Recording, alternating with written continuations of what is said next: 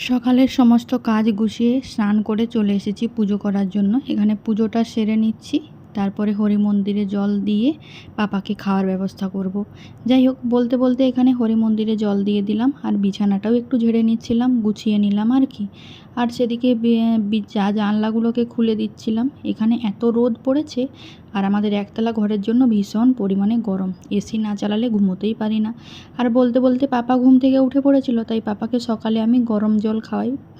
তো গরম জল খাইয়ে তারপরে ওর মাথাটা বেঁধে দিচ্ছিলাম। আর এদিকে দেখলাম বেশ মেঘলা ওয়েদার, চারপাশটা দারুণ লাগছিল দেখতে, কিন্তু গরম কমেনি।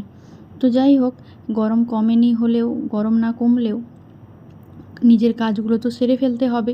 আর এদিকে এসেছিলাম মাথাটা একটু আঁচড়ানোর জন্য, আর মাথাটা আঁচড়ে সিঁদুর পরে তারপরে বাকি সমস্ত রান্নার জোগাড় যন্ত্র করতে হবে। বলতে বলতে সিঁদুরটা পরে নিলাম, আর সিঁদুরটা পরতে পরতে দেখলাম আমার পাপা আমার কাছে চলে এসেছে।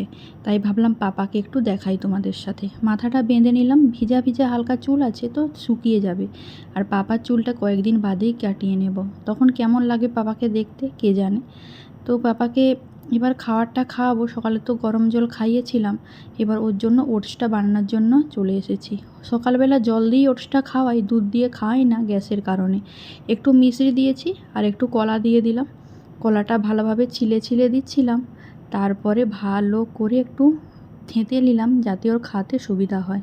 বলতে বলতে হয়ে গেল, এবার বাবাকে খাওয়ানোর পালা। সব থেকে কষ্টকর বিষয় এটাই, বাবাকে খাওয়াতে আমার এত কষ্ট হয় যে বলার কোনো ভাষা নেই, তবুও কষ্ট করে খাওয়াতে হয়। তো যাই হোক, তারপরে জামা কাপড়গুলো ছাদে, নিজেদের পাপার সবার জামা কাপড়গুলো ছাদে মেলছিলাম। আর দেখতে পেয়েছো কি, ছাদটা কিন্তু ভীষণ মেঘলা, তাও কিন্তু গরম। এবার চলে এসেছি রান্না বসানোর জন্য। আর এখানে দেখো, আমি ভাতটা বসিয়ে দিলাম, ভাতের চালটা দিয়ে দিলাম। এবার যে সবজিগুলো তো আর তেমন কিছু ছিল না, আজকে একটু পাঁঠার মাংস এনেছিল, শুধু ধুয়ে জোগাড় করে রেখেছি।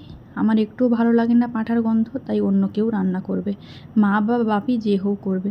আর এদিকে পাপার জন্য বা নিজেদের জন্য পটল ভাজা করেছিলাম, আর পাপার জন্য একটা সেদ্ধ ঝোল বানিয়েছিলাম মাছ দিয়ে। বাবাকে তো আর ওসব দিয়ে খাওয়ানো যায় না, সেটাই দুপুরবেলা বাবাকে খাওয়াতে চলে এসেছি। সমস্ত কিছু ভালোভাবে মেখে নিচ্ছি, আর মাছটাকেও বেছে দিলাম। পাপার খাওয়ার রেডি, এবার কিন্তু পাপা খাবে। চলো টাটা।